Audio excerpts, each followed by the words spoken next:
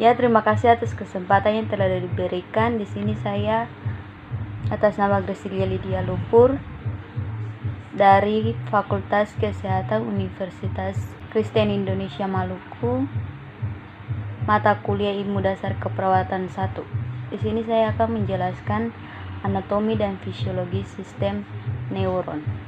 Sistem saraf. Sistem saraf memegang peran utama pada hormosintesis, menjaga sistem tubuh dan lain. Terkoordinasi dan teratur untuk mencapai promosi yang optimum. Bantu respon seseorang terhadap lingkungan internal maupun eksternalnya. Ada 3 fungsi utama sistem saraf, yaitu yang pertama mengumpulkan informasi lingkungan eksternal dan internal. Yang kedua memproses informasi dan membentuk keputusan tindakan. Yang ketiga mengarahkan tubuh untuk menjalankan keputusan tersebut. Struktur sistem saraf. Yang pertama, saraf terbentuk dari beberapa neuron atau sel saraf. Yang kedua, saraf yang memanjang dari kaki sampai otak. Otak bisa sepanjang 2 meter atau lebih. Yang ketiga, neuron tidak bisa dilihat tanpa mikroskop. Beberapa saraf bisa dilihat dengan mudah. Yang keempat, sistem saraf terbagi menjadi 2, yaitu sistem saraf pusat atau central nervous, atau sistem terdiri dari otak dan sumsum tulang belakang. Yang kedua, sistem saraf tepi yang terdiri dari saraf yang memanjang dari otak dan chorda spinalis ke jaringan tubuh. Keenam, terdiri dari 12 pasang saraf dan 31 pasang saraf spinal. Yang ketujuh, panas kemudian dibagi menjadi saraf sensorik dan saraf notorik. Yang kedelapan, saraf sensorik membawa impuls ke otak dan chorda spinalis, sedangkan saraf motorik membawa impuls menjauh otak dan chorda spinalis. Saraf PNS dibagi lagi menjadi 2 subsistem. Yang pertama, sistem saraf somatik, atau sistem ini mengumpulkan informasi dan mengirimkan instruksi dari ke kulit atau otot dan sendi. Yang kedua, sistem saraf otonom berfungsi di mana informasi dari lingkungan internal dikirim ke CNS seperti otot jantung, kelenjar, dan organ-organ dalam. Neuron. Unit dasar sistem saraf adalah sel atau saraf atau neuron. Bagian-bagian sel saraf atau neuron yang pertama, dendrit, berfungsi menerima impuls dan meneruskan ke badan sel atau saraf. Yang kedua, badan sel saraf berfungsi menerima impuls dari dendrit. Yang ketiga, neuron atau akson, berfungsi meneruskan impuls dari badan sel saraf ke sel-sel saraf yang lain. Berdasarkan arah impuls, neuron terbagi menjadi 3 macam sebagai berikut. Yang pertama, neuron sensorik mengantarkan impuls dari reseptor ke sistem saraf pusat, atau reseptor adalah sel saraf yang menerima rangsangan. Yang kedua, neuron motorik menghantarkan impuls dari sistem saraf pusat ke efektor. Efektor berupa otot dan kelenjar. Neuron konektor menghantarkan impuls dari neuron sensorik ke neuron motorik. Yang berikut, otak. Otak adalah suatu alat tubuh yang sangat penting karena merupakan pusat komputer dari semua alat tubuh. Otak dibungkus oleh 3 selaput otak dan dilindungi oleh tulang tenggorokan. Selaput otak terdiri dari 3 lapisan. Yang pertama, dorsamater, selaput keras pembungkus otak yang berasal dari jaringan ikal dan tebal dan kuat. Yang kedua, arachnode, selaput tipis yang membentuk sebuah baton yang berisi cairan otak yang meliputi seluruh susun saraf sentral. Yang ketiga, plameter, atau merupakan selaput tipis yang terdapat pada permukaan jaringan otak. Plameter berhubung dengan arachnoid melalui struktur jaringan ikal yang disebut trabekel. Ini adalah gambar otak berikut. Yang pertama, otak depan. Otak depan atau otak besar atau cerebrum. Otak besar terdiri dari dua belahan hemisfer besar, yaitu belahan kiri dan kanan. Belahan kiri mengatur tubuh bagian kanan, sebaliknya belahan kanan mengatur tubuh bagian kiri. Otak besar berfungsi sebagai pengatur seluruh aktivitas tubuh. Kecerdasan, keinginan, ingatan, kesadaran, kepribadian, daya cipta, daya khayal, pendengaran, dan pernapasan. Otak besar memiliki dua lapisan. Yang pertama, lapisan luar atau korteks yang berisi badan neuron. Yang kedua, lapisan dalam yang berisi serabut saraf, yaitu dendrit dan neurit. Otak besar terbagi menjadi 4 lobus, yaitu yang pertama, lobus frontalis atau bagian dahi berhubung dengan kemampuan berpikir.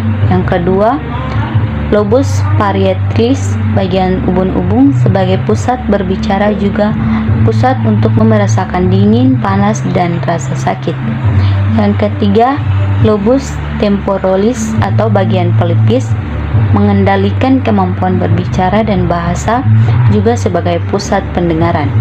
Yang keempat, lobus occipitalis bagian belakang kepala merupakan pusat penglihatan dan memori tentang apa yang dilihat. Gambarnya.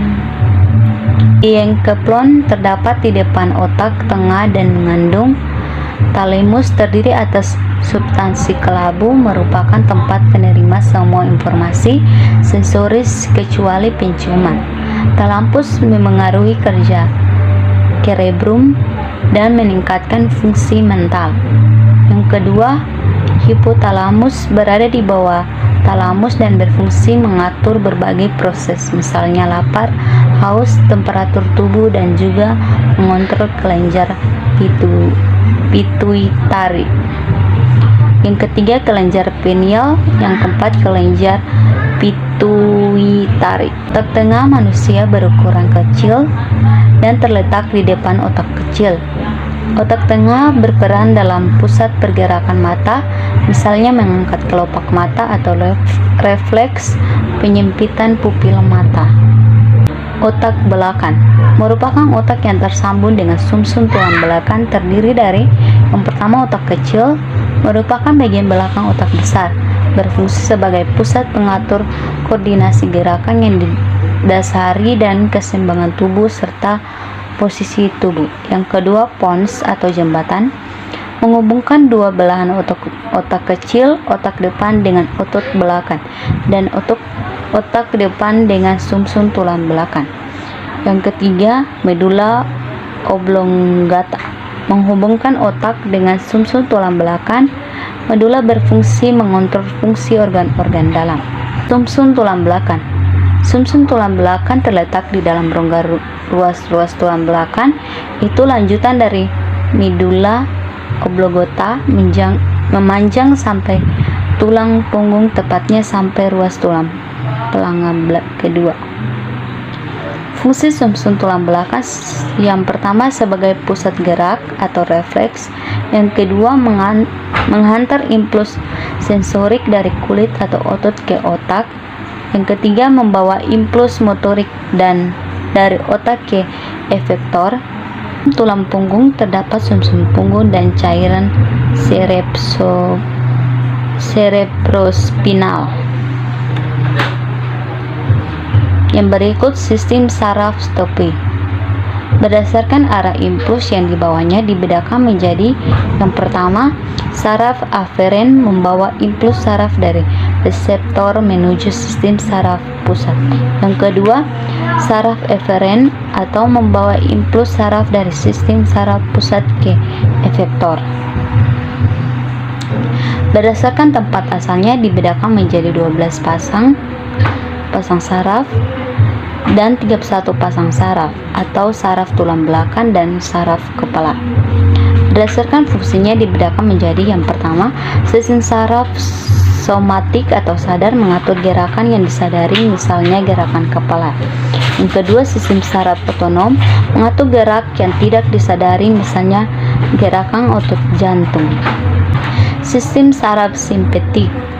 Saraf simpatik memiliki ganglion yang terletak di sepanjang tulang belakang yang menempel pada sumsum tulang belakang, sehingga memiliki serabut praganglion pendek dan serabut postganglion yang panjang.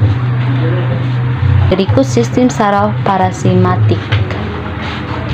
Saraf parasimpatik berupa susunan saraf yang berhubungan dengan ganglion yang tersebar di seluruh tubuh. Saraf simpatik dan parasimpatik bekerja pada efektor yang sama, tetapi pengaruh kerjanya berlawanan.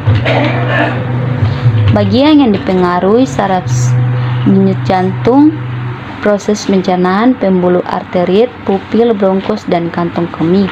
Saraf simpatik yang pertama mempercepat, memperlambat, memperkecil diameter, memperbesar, memperkecil, dan menghambatkan.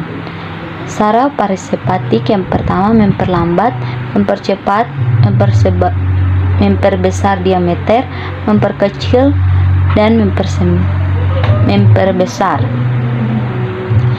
Yang berikut, gerak refleks. Gerak refleks merupakan gerak yang tanpa disadari karena menggapai impuls secara langsung. Yang berikut, jarak terpendek efektor dalam menggapai impuls disebut dengan lengkung refleks. Alur gerak refleks, impuls, reseptor, neuron, sensor.